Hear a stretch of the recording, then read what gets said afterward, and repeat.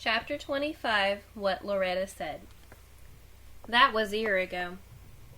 I hid in the Down Under for days and days and kept the door closed, which is why I missed the funeral and the fair Gwen going away.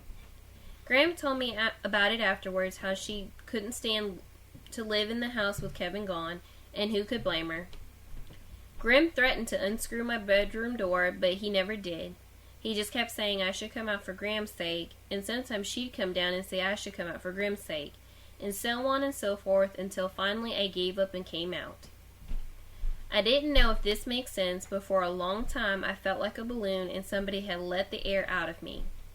I didn't care if I ever got the air back, because what does it really matter if we're all going to die in the end?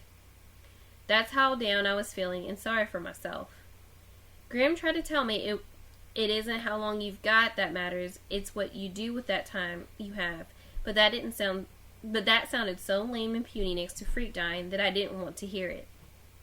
This one day just before school was supposed to start, I was moping around the backyard and thinking how pointless and stupid everything was, and Graham comes over and he says, "You know what?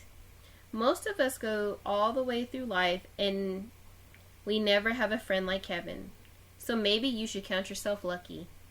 "Yeah, right," I say.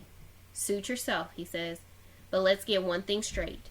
You're going back to school if I have to hitch a rope to the bumper and drag you there. Is that clear?" So I went, and I hated every minute of it. And I especially hated how people kept feeling sorry for me, as if it was me who died. Finally, one time even Tony D came up to me and said it was a shame what happened, and I could see that he really meant it. And I just blew up and told him if he ever felt sorry for me again, I'd put him headfirst in the mill pond and pound him down into the mud like a fence post. So we're enemies again, which is just the way I like it.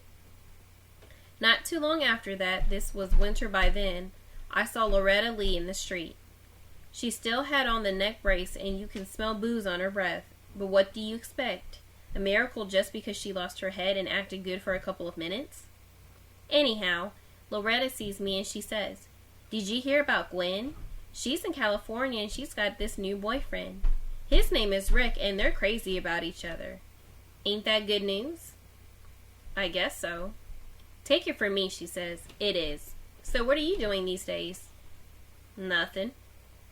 She gives me this look and she goes, "Nothing is a drag, kid. Think about it." I thought about it all the way home. That night I pulled the pyramid box from under the bed and got the empty book out of the pyramid, and I'm thinking, who are you kidding, Maxwell Cain? You haven't got a brain, and that's the truth. The whole truth, the unvanquished truth, is how Freak would say it. So I wrote the unvanquished truth, stuff down, and then kept on going for months and months until it was spring again and the world was really and truly green all over. By the time we got here, which I guess should be the end, I'm feeling okay about remembering things. And now that I've written a book, who knows?